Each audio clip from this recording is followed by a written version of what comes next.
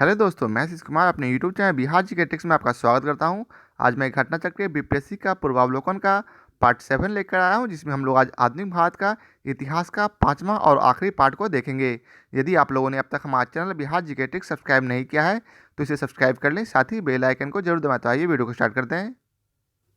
तो आज का प्रश्न है, वो कौन जगह थी जहां अखिल भारतीय किसान सभा का पहला अधिवेशन हुआ था? तो इसका उत्तर है सी, लखनऊ। अगला प्रश्न है, स्वामी सहजानंद सरस्वती ने भूमि और जलमार्ग के राष्ट्रीयकरण की मांग के साथ अखिल भारतीय संयुक्त किसान सभा का गठन किया। तो इसका उत्तर है ए, अर्थात उसकी मृत्यु से ठीक पहले।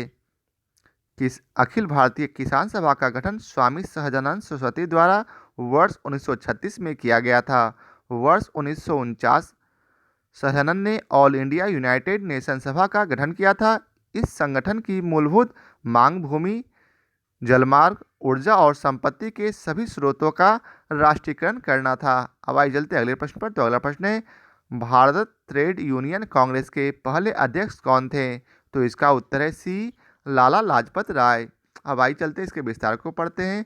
भारत में ट्रेड यूनियन कांग्रेस अर्थात अखिल भारतीय ट्रेड यूनियन कांग्रेस की स्थापना एनएम जोशी द्वारा 31 अक्टूबर 1920 को बंबई में की गई। इसकी स्थापना का कारण वर्ष 1919 में अंतर्राष्ट्रीय श्रम संगठन की स्थापना था, इसलिए भारतीय श्रमिक संगठनों ने आपस में संगठित होने का फैसला किया। इसके प्रथम अध्यक्ष लाला लाजपत राय थे तथा उपाध्यक्ष जोसेफ बैप्टिस्टा एवं महामंत्री दीवान चमनलाल बजाज थे। इस संगठन का प्रथम विभाजन वर्ष 1929 में नागपुर अधिवेशन में हुआ। विभाजन के फलस्वरूप all India trade union federation की स्थापना हुई। इस समय जवाहरलाल नेहरू इसके अध्यक्ष थे। अब आइए चलते अगले प्रश्न पर। तो अगला प्रश्न है, ट्रेड यूनियन आंदोलन के क्रांतिकारी चरण का हिस्सा था समय था क्या? तो इसका उत्तर है बी, अर्थात 1926 से 39। अब अगला प्रश्न है, कांग्रेस सोशलिस्ट पार्टी की पहली बैठक पटना में हुई थी, वर्ष कब? तो इसका उत्तर है बी, 1934 में। अगला प्रश्न है, जयप्रकाश नारायण किस पार्टी से संबंधित थे? तो इसका उत्तर है सी, अर्थात कांग्रेस समाजवादी।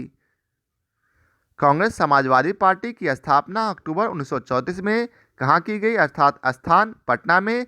संस्थापक आचार्य नरेंद्र देव एवं जयप्रकाश नारायण और अन्य सदस्य थे अशोक मेहता, अच्युत पटवर्धन, मीनू मसानी, डॉक्टर राम मनोहर लोहिया, पुरुषोत्तम विक्रमदास, यूसुफ मेहराले, गंगाशरण सिंह तथा कमला देवी चट्टोपाध्याय आदि। अब आइए चलते अगले प्रश्न पर। तो अगला प्रश्न है, जयप्रकाश नारायण इस पार्टी से जुड़े थे? तो इसका उत्तर है सी, अर्थात कांग्रेस सोशलिस्ट पार्टी। वर्ष 1934 में कांग्रेस समाजवादी पार्टी का गठन कांग्रेस के भीतर ही जयप्रकाश नारायण, योगेंद्र शुक्ला, मीनू मसानी और आचार्य नरेंद्र देव आदि द्वारा किया गया। अब अगला प्रश्न है, बिहार सोशलिस्ट पार्टी के संस्थापक थे कौन? तो इसका उत्तर है ए, जयप्रकाश नारायण। जयप्रकाश नारायण बिहार सोशलिस्ट पार्टी से जुड़े थे।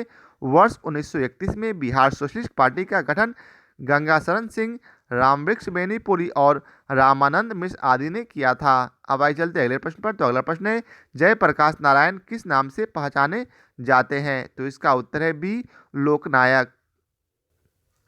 जयप्रकाश नारायण को लोकनायक के नाम से भी जाना जाता है। वर्ष 1942 में भारत छोड़ो आंदोलन के दौरान इन्होंने डॉक्टर राम मनोहर लोहिया तथा अरुणा आसफ अली के साथ मिलकर गुप्त रूप से भारतीय जनता को संगठित किया था। इन्होंने 5 जून 1974 को पटना के गांधी मैदान पर संपूर्ण क्रांति का आह्वान किया। वर्ष 1998 में मरणोपरांत इन्होंने भारत रत्न प्रदान किया गया। अब अगला प्रश्न है, लोकनायक के नाम से किसे जाना जाता है? तो इसका उत्तर है सी, जयप्रकाश नारायण। जयप्रकाश दिवस मनाया गया, तो इसका उत्तर है डी, अर्थात अप्रैल 1946 में। 12 अप्रैल 1946 को जेल अर्थात लाहौर के किले से रिहा होने के बाद जयप्रकाश दिवस मनाया गया था। अब आइए चलते अगले प्रश्न पर। तो अगला प्रश्न है, 1929 में भारतीय राष्ट्रीय कांग्रेस के अध्यक्ष निर्वाचित हुए कौन? तो इसका उत्तर है बी, सुभाष चंद्र बोस। कांग्रेस के हरिपुरा अधिवेशन जो कि फरवरी 1938 में हुआ में सुभाष चंद्र बोस निर्विरोध अध्यक्ष निर्वाचित हुए। यह तब है कि सुभाष चंद्र बोस को वर्ष 1939 में त्रिपुरा अधिवेशन में भी सीता मैया को हराकर अध्यक्ष पद के लिए जीते थे, लेकिन उन्होंने अप्रैल 1939 में अध्यक्ष पद से इस्तीफा दे दिया तथा डॉक्टर राजेंद्र प्रसाद को सुभाष की जगह नया कांग्रेस अध्यक्ष बनाया गया। अब आइए चलते अगले प्रश्न पर। तो अगला प्रश्न है, प्रांतीय सरकारों का गठन निम्नलिखित में से किस अधिवेशन के तहत किया गया था? तो इसका उत्तर है ए 1935 का अधिवेशन। 1935 के भारत सरकार अधिनियम के आधार पर फरवरी 1937 में प्रांतीय विधानमंडल के चुनाव हुए, जिसमें कांग्रेस ने अपने प्रतिद्वंदी दलों का सफाया करते हुए 5 प्रांतों मद्रास, जिसमें 65% मतों के साथ 215 में से 159 सीटें, वहीं बिहार में 75% मतों के साथ 152 में से 98 सीटें और मध्य प्रांत एवं बरार में 61% मतों के साथ 112 में से 70 सीटें, वहीं संयुक्त प्रांत में 65% मतों के साथ 228 में से 137 सीटें तथा उड़ीसा में 60% मतों के साथ 60 में से 36 सीटें में पूर्ण बहुमत प्राप्त किए। कांग्रेस बम्बई, असम तथा उत्तर पश्चिमी प्रांत में सबसे बड़े दल के रूप में उभरी। केवल बंगाल, पंजाब तथा सिंध में ही कांग्रेस सबसे बड़ा दल बनने से वंचित रही। जुलाई 1937 में कांग्रेस ने 6 प्रांतों मद्रास, संयुक्त प्रांत, मध्य प्रांत, बिहार, बम्बई तथा उड़ीसा में अपनी सरकारें गठित की। अब आइए चलते हैं अगले प्रश्न पर। तो अगला प्रश्न है, इंपीरियल कैडेट क्रॉप्स की स्थापना किसने की? तो इसका उत्तर है B Lord Curzon. Lord Curzon ने वर्ष 1901 में इंपीरियल कैडेट क्रॉप्स की स्थापना की। इसका उद्देश्य देशीय नरेशों के राजकुमारों एवं सामंतों के पुत्रों को सैनिक शिक्षा का प्रबंध करना था। अब आइए चलते अगले प्रश्न पर। तो अगला प्रश्न है, 1927 की बटलन कमेटी का उद्देश्य था क्या? तो इसका उत्तर है डी भारत सरकार तथा देशी राज्यों के मध्य संबंधों को सुधारना।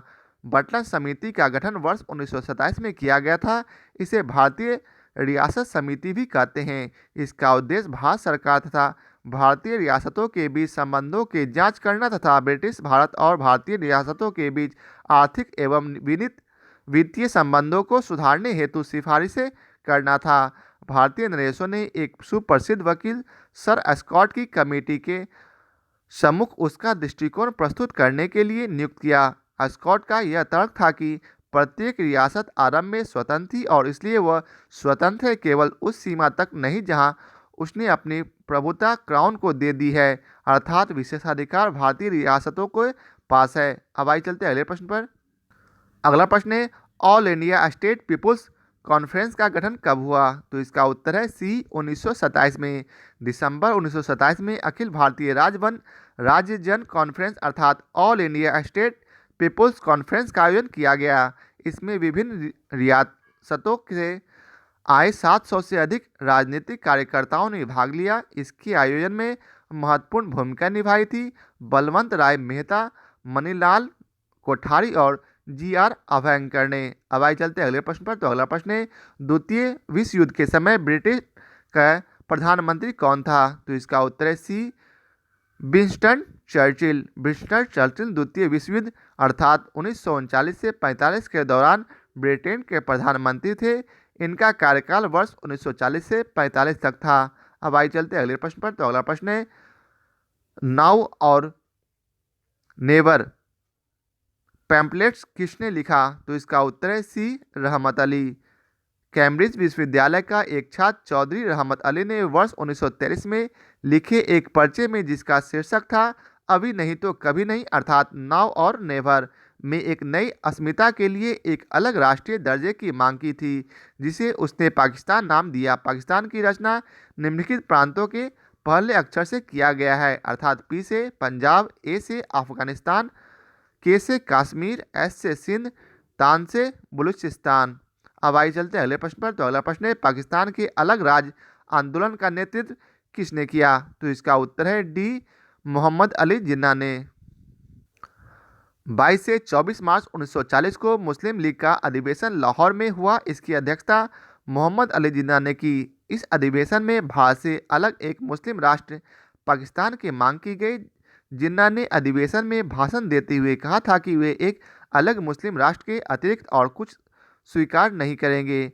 अब आइए चलते अगले प्रश्न पर। तो अगला प्रश्न है, मुस्लिम लीग द्वारा पाकिस्तान की स्थापना की मांग करने वाला प्रस्ताव पारित किया गया वर्ष कब? तो इसका उत्तर है सी 1940 ईस्वी में। 22 मार्च 1940 को मुस्लिम लीग के लाहौर अधिवेशन में प्रसिद्ध पाकिस्तान प्रस्ताव पारित किया गया, जिसका आधार यह था कि ऐसा कोई संविधान मुसलमानों को स्वीकार नहीं होगा जिसमें भारत के पूर्व और पश्चिम के मुस्लिम बहुल क्षेत्रों को एक स्वतंत्र और सार्वभौम राज्य के रूप में स्वीकार न किया गया हो। अब आइए चलते अगले प्रश्न पर। तो अगला प्रश्न है, व्यक्तिक सत्याग्रह किसने आरंभ किया? तो इसका उत्तर है ए विनोबा भावे ने। कांग्रेस ने अगस्त प्रस्ताव के विरोध तथा युद्ध में अपने को अलग सिद्ध करने के लिए 17 अक्टूबर 1940 को व्यक्तिगत सत्याग्रह आरंभ किया। विनोबा भावे प्रथम सत्याग्रही थे तथा जवाहरलाल नेहरू दूसरे। अब आइए चलते अगले प्रश्न पर। तो अगला प्रश्न है, व्यक्तिगत सत्याग्रह आंदोलन के प्रथम सत्याग्रही कौन थे? तो इसका उत्तर है सी अर्थात विनोबा भावे। अब आइए चलते अगले प्रश्न पर। तो अगला प्रश्न है, सर्वोदय शब्द का प्रयोग सर्वप्रथम किसने किया? तो इसका उत्तर है ए महात्मा गांधी ने। सर्वोदय संस्कृत के दो शब्दों सर्व अर्थात जिसका अर्थ है सबका तथा उदय जिसका अर्थ होता है उत्थान से मिलकर बना है। सर्वोदय शब्द का प्रयोग सर्वप्रथम महात्मा गांधी ने किया था वर्ष 1908 में। जॉन रस्किन की पुस्तक अनटू दिस लास्ट के अनुवाद में इसका प्रयोग किया। इसका उद्देश्य सभी के अंदर स्वाधीनता और समानता की भावना का विकास करना था। अब आइए चलते अगले प्रश्न पर। तो अगला प्रश्न है, किसकी दृष्टि में क्रिप्स प्रस्ताव एक टूटते हुए बैंक के नाम एक उत्तर दिनांकित चेक था? तो इसका उत्तर है बी अर्थात जवाहरलाल नेहरू।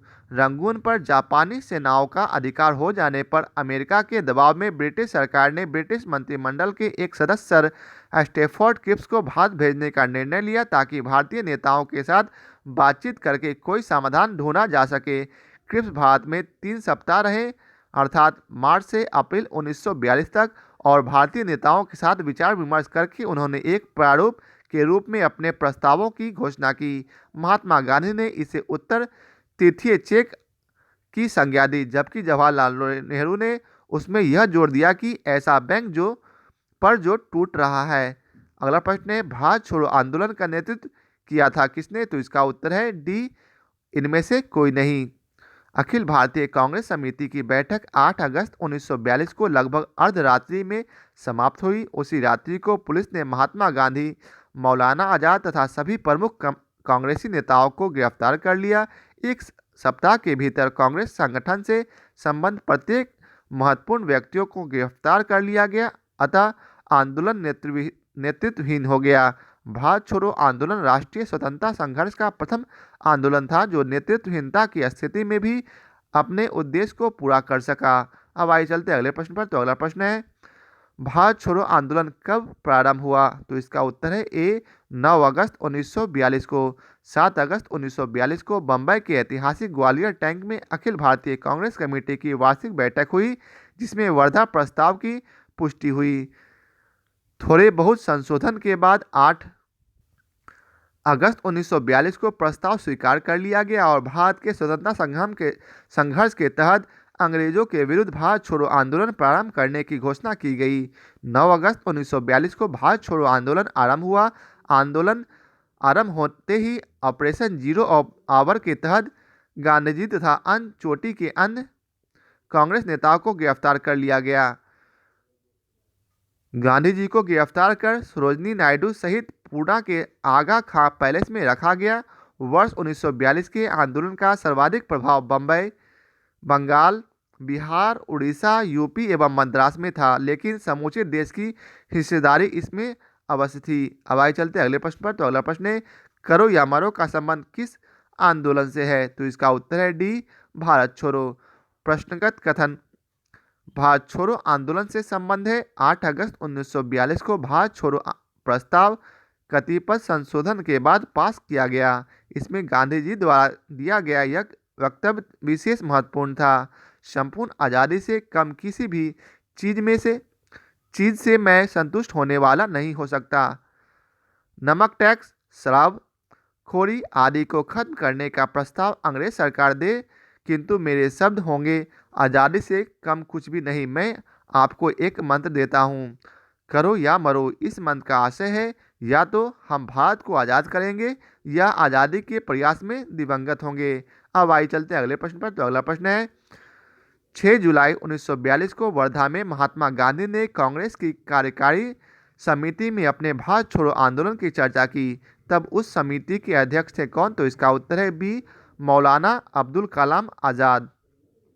वर्धा में जुलाई 1942 में हुए कांग्रेस के समिति की बैठक में मौलाना अब्दुल कलाम आज़ाद, सरोजिनी नायडू, JL नेहरू, वल्लभ भाई पटेल, डॉक्टर राजेंद्र प्रसाद, सीतारामैया, JB पंत, प्रफुल्ल चंद्र घोष, सैयद महमूद आसफ अली, JB कृपलानी, महात्मा गांधी इत्यादि ने भाग लिया तथा भारत छोड़ो नामक प्रस्ताव पास किया। इसकी अध्यक्षता अबुल कलाम आज़ाद ने की। अब आइए चलते हैं अगले प्रश्न पर। तो अगला प्रश्न है, भारत छोड़ो आंदोलन के समय इंग्लैंड के प्रधानमंत्री थे कौन? तो इसका उत्तर है बी, चर्चिल।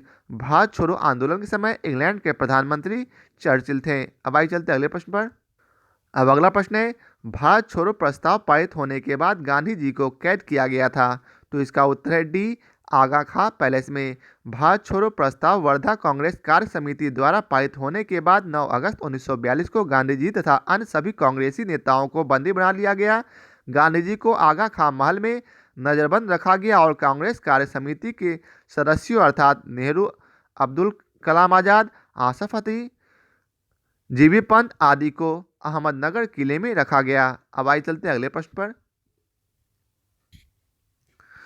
भारत छोड़ो आंदोलन से उत्पन्न दंगे किस क्षेत्र में सबसे अधिक व्यापक रहे? तो इसका उत्तर है डी, अर्थात 1 और 4, अर्थात बिहार में और 4 संयुक्त प्रांत में। भारत छोड़ो आंदोलन 1942 से उत्पन्न दंगे बिहार और यूपी में सबसे अधिक व्यापक रहे। यहाँ विद्रोह जैसे माहौल बन गए। पूर्वी यूपी में आजमगढ़, बलिया और गोरखपुर तथा बिहार में गया, भागलपुर, सारण, पूर्णिया, शाहाबाद, मुजफ्फरपुर और चंपारण संपूर्ण स्फूर्त जन विद्रोह के मुख्य केंद्र रहे। अब आइए चलते अगले प्रश्न पर। तो अगला प्रश्न है, डॉक्टर राजेंद्र प्रसाद को 9 अगस्त 1942 को गिरफ्तार करके भेजा गया कहाँ? तो इसका उत्तर है डी, बांकीपुर जेल। 9 अगस्त 1942 को गांधी तथा अन्य सभी प्रमुख कांग्रेसी नेताओं को बंदी बना लिया गया। गांधी जी और सरोजिनी नायडू को पूना के आगा खां के महल में नज़रबंद रखा गया और कांग्रेस कार्य समिति के सदस्य नेहरू, अब्दुल कलाम आज़ाद, गोविंद बल्लभ पंत, डॉक्टर प्रफुल्ल चंद्र घोष, डॉक्टर पट्टाभी सीतारामैया, डॉक्टर सैयद महमूद आचार्य कृपलानी को अहमदनगर जिले में किले में रखा गया। कांग्रेस कार्य समिति के सदस्य राजेंद्र प्रसाद बम्बई नहीं आए थे, अतः उन्हें पटना में ही गिरफ्तार कर पटना बांकीपुर जेल में नज़रबंद रखा गया। अब आइए चलते अगले प्रश्न पर। अगला प्रश्न है, 7 दिसंबर 1942 को श्री योगेंद्र शुक्ल कहाँ लाए गए?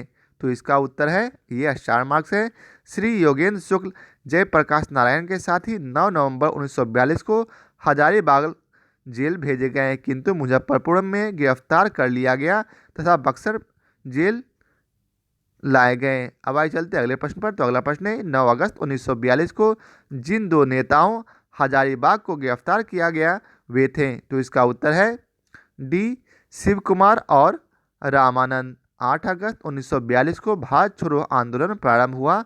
9 अगस्त 1942 को गांधी जी सहित सभी नेताओं को गिरफ्तार कर लिया गया। शिव कुमार और रामानंद को हजारीबाग में गिरफ्तार किया गया। अब आइए चलते अगले प्रश्न पर। तो अगला प्रश्न है, महात्मा गांधी तथा उनके सहयोगियों की 1942 में हुई धरपकड़ से बिहार में कुल बहुत दंगे हुए। इसमें रेल सेवा पूर्ण रूप से ठप हो गई। उसमें अधिकतम प्रभावित जिला था कौन? तो इसका उत्तर है सी, पटना। 1942 में भारत छोड़ो आंदोलन के दौरान गांधी सहित सभी नेताओं को गिरफ्तार कर लिया गया। आंदोलन को कुचलने के लिए पुलिस ने दमना चक्र चलाया। पुलिस के इस दमन से क्रुद्ध होकर जनता ने कई स्थानों पर हिंसक कार्रवाई की। उनके पुलिस थानों, रेलवे स्टेशनों तथा डाकघरों पर हमले किए। रेल लाइनें उखाड़ दी गई जिससे रेल सेवा पूरी तरह ठप हो गई। इस संबंध में मद्रास और बंगाल सबसे अधिक प्रभावित हुआ। बिहार में भी कई स्थानों पर हिंसक घटनाएं हुई जिसमें पटना अधिक प्रभावित रहा। अब आइए चलते अगले प्रश्न पर। तो अगला प्रश्न है, जयप्रकाश नारायण को राष्ट्रीय स्तर के नेता की पहचान किस संदर्भ में मिली? तो इसका उत्तर है ए, भारत छोड़ो आंदोलन। जयप्रकाश नारायण को राष्ट्रीय स्तर के नेता की पहचान भारत छोड़ो आंदोलन के दौरान मिली। वस्तुतः आंदोलन की शुरुआत 9 अगस्त 1942 के दिन ही सभी प्रमुख कांग्रेसी नेता गिरफ्तार कर लिए गए। जो कांग्रेस नेता गिरफ्तार न हो सके थे, उन्होंने गुप्त रूप से असंगठित जनता को निर्देश किए। इसमें जयप्रकाश नारायण, राम मनोहर लोहिया तथा अरुणा आसफ अली ने के नाम प्रमुख है। अब आइए चलते हैं अगले प्रश्न पर। नीचे दो वक्तव्य दिए गए हैं जिसमें कथन ए और कथन आर है। दोनों का ध्यानपूर्वक पढ़ें। कथन ए में दिया गया है, राष्ट्रीय स्वयंसेवक संघ 1942 के भारत छोड़ो आंदोलन से पृथक रहा, और कारण आर दिया हुआ है, इसका विचार था कि इस आंदोलन में भारत की स्वतंत्रता में देरी हो गई। उपयुक्त दोनों वक्तव्यों के संदर्भ में निम्नलिखित में से कौन सही है? तो इसका उत्तर है सी, अर्थात ए सत्य है परंतु आर असत्य है। कथन ए सत्य है किंतु आर असत्य है। राष्ट्रीय स्वयंसेवक संघ 1942 के भारत छोड़ो आंदोलन से पृथक रहा। वर्ष 1940 से लेकर विदेशी सत्ता के 1947 में समाप्त होने तक के किसी भी राष्ट्रीय आंदोलन में संघ की कोई भूमिका नहीं थी। अब आइए चलते अगले प्रश्न पर। तो अगला प्रश्न है, भारतीय राष्ट्रीय सेना अर्थात INA की स्थापना किस वर्ष हुई? तो इसका उत्तर है सी, 1942। मार्च 1942 में रास बिहारी बोस ने टोक्यो में एक सम्मेलन का आयोजन किया जिसमें भारतीय राष्ट्रीय सेना या आज़ाद हिंद फौज के संगठन का निर्णय लिया गया। आज़ाद हिंद फौज में प्रमुख रूप से वे भारतीय सेना थे जिन्होंने सिंगापुर के पतन के पश्चात जापानी सेनाओं के समक्ष आत्मसमर्पण कर दिया था। अब आइए चलते अगले प्रश्न पर। तो अगला प्रश्न है, आज़ाद हिंद सरकार के निर्माण की घोषणा की गई। तो इसका उत्तर है सी, अर्थात 21 अक्टूबर 1943 को। 7 जुलाई 1943 को रास बिहारी बोस ने आज़ाद हिंद फौज की कमान सुभाष चंद्र बोस को सौंप दी। 21 अक्टूबर 1943 को सुभाष चंद्र बोस ने सिंगापुर में स्वतंत्र भारत के अस्थायी सरकार का गठन कर आज़ाद हिंद सरकार के निर्माण की घोषणा की।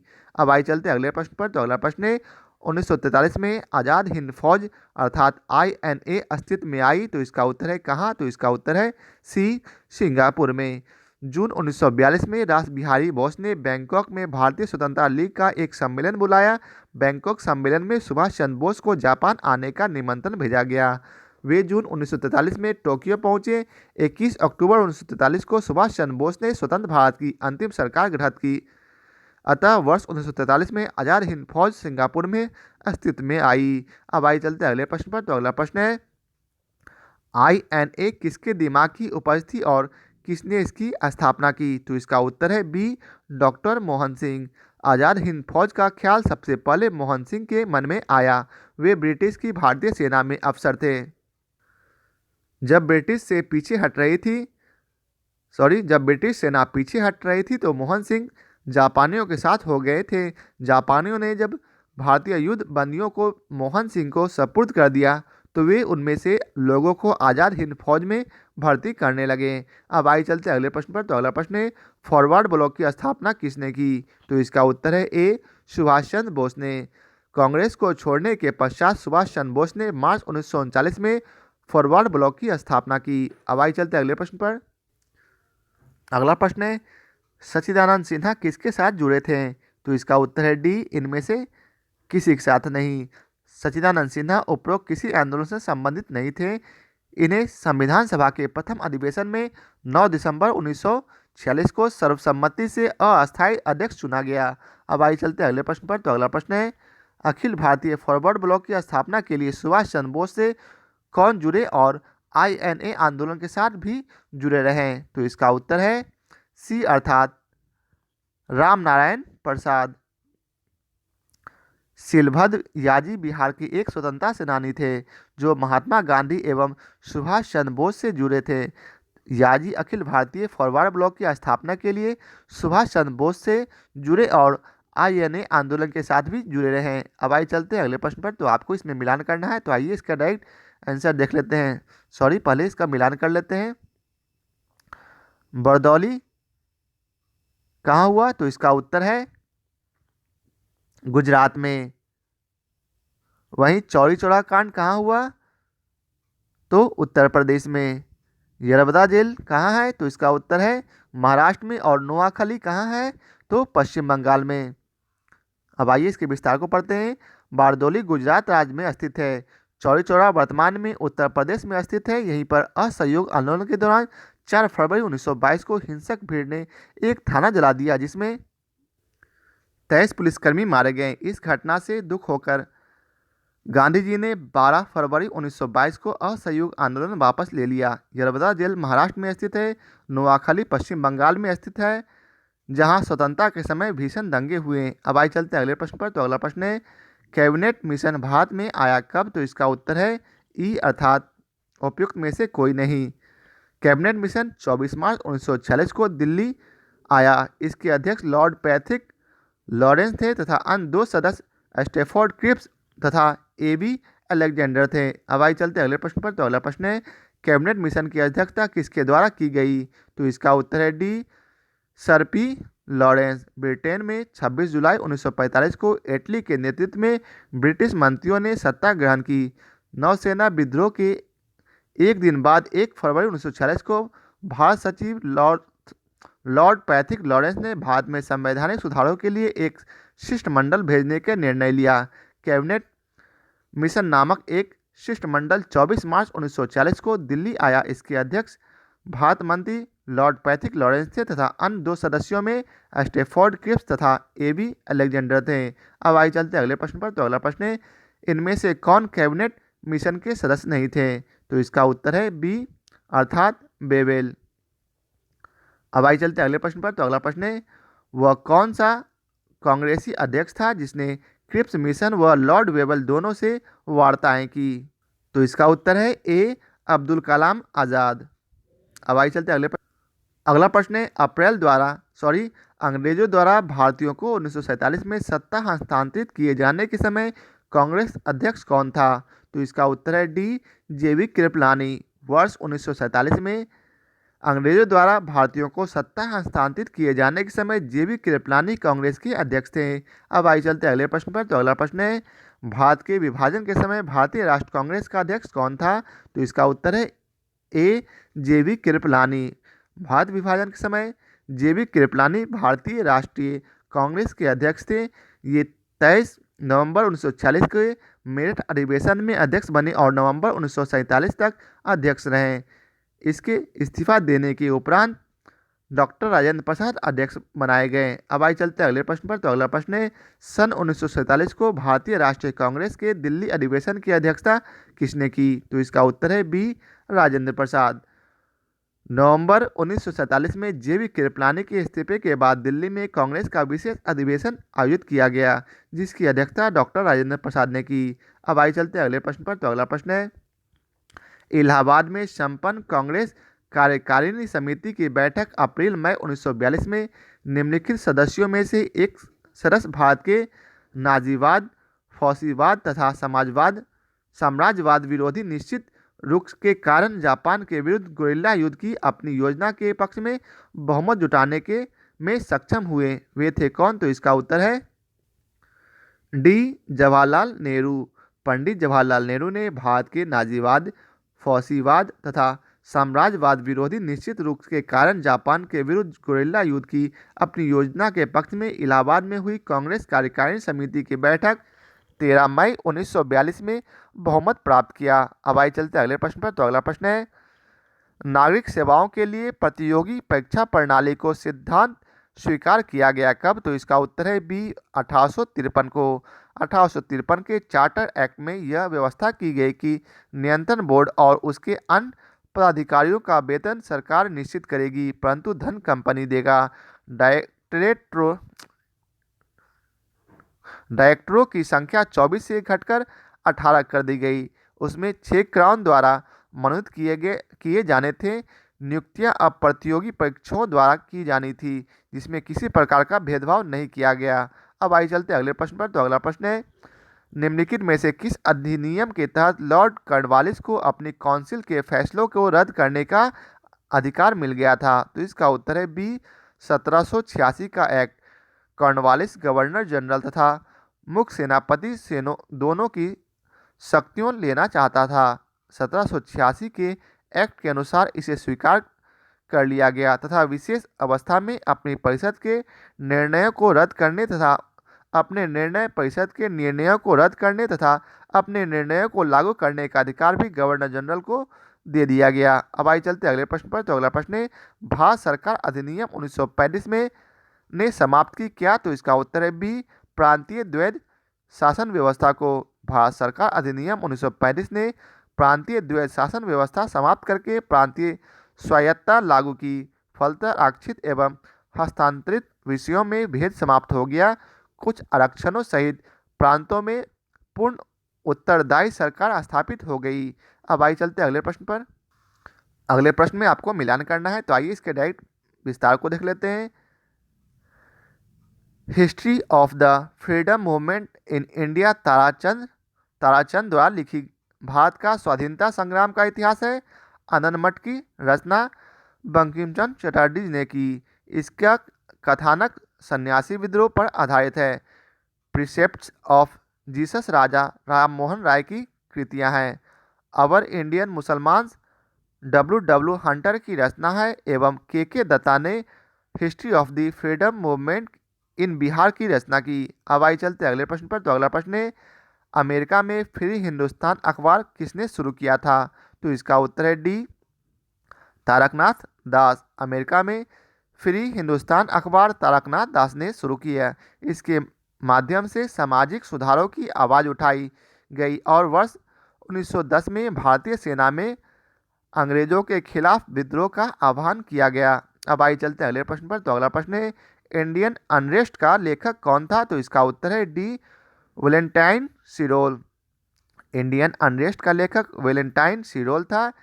इन्होंने ही बाल गंगाधर तिलक को भारत में अशांति का जन्मदाता कहा था। फलतः तिलक ने इस पर मानहानि का मुकदमा दायर किया था। अब आइए चलते अगले प्रश्न पर। उपन्यास दुर्गेश नंदिनी के लेखक हैं कौन? तो इसका उत्तर है डी, बंकिम चंद्र चटर्जी। दुर्गेश नंदिनी के लेखक बंकिम चंद्र चटर्जी हैं। 1865 ईस्वी में लिखित यह उनका पहला उपन्यास है। इसके अतिरिक्त उन्होंने आनंद मठ, राज सिंह, विप्रवृक्ष जैसे उपन्यास लिखकर बांग्ला साहित्य को नई दिशा दी। अब आइए चलते अगले प्रश्न पर। तो अगला प्रश्न है, निम्नलिखित में से किस अखबार का प्रकाशन पटना से होता था? तो इसका उत्तर है ए, इंडियन नेशन। वर्ष 1931 में दरभंगा के महाराज कामेश्वर सिंह ने दी इंडियन नेशन का प्रकाशन शुरू किया। अब आइए चलते अगले प्रश्न पर। तो अगला प्रश्न है, झंडा गीत किसने लिखा था? तो इसका उत्तर है डी, श्यामलाल पार्षद। झंडा गीत की रचना का श्रेय श्यामलाल गुप्त पार्षद को प्राप्त है। अब आइए चलते अगले प्रश्न पर। तो अगला प्रश्न है, 1908 में बाल गंगाधर तिलक को जेल हुई। तो इसका उत्तर है बी, 6 वर्ष की। 24 जून 1908 को तिलक को सरकार के खिलाफ भड़काने वाले लेख लिखने के लिए गिरफ्तार कर लिया गया और उनके खिलाफ राजद्रोह का मुकदमा दायर किया गया। जूरी के 2 भारतीय सदस्यों की असहमति के बावजूद तिलक को अपराधी ठहराया गया और 6 वर्ष की सजा सुनाई गई। अब आइए चलते अगले प्रश्न पर। तो अगला प्रश्न है, प्रथम भारतीय जिन्होंने स्वाधीन भारत में गवर्नर जनरल का पदभार ग्रहण किया था। तो इसका उत्तर है बी, सी राजगोपालाचारी। अब आइए चलते अगले प्रश्न पर। अगला प्रश्न है, कौन से प्रसिद्ध भारतीय गुरुदेव के नाम से जाने जाते हैं? तो उसका उत्तर है ए, रविन्द्रनाथ टैगोर। रविन्द्रनाथ टैगोर का जन्म कलकत्ता नगर में 7 मई 1861 को श्री देवेंद्रनाथ टैगोर और शारदा देवी के 14वें बालक के रूप में हुआ था।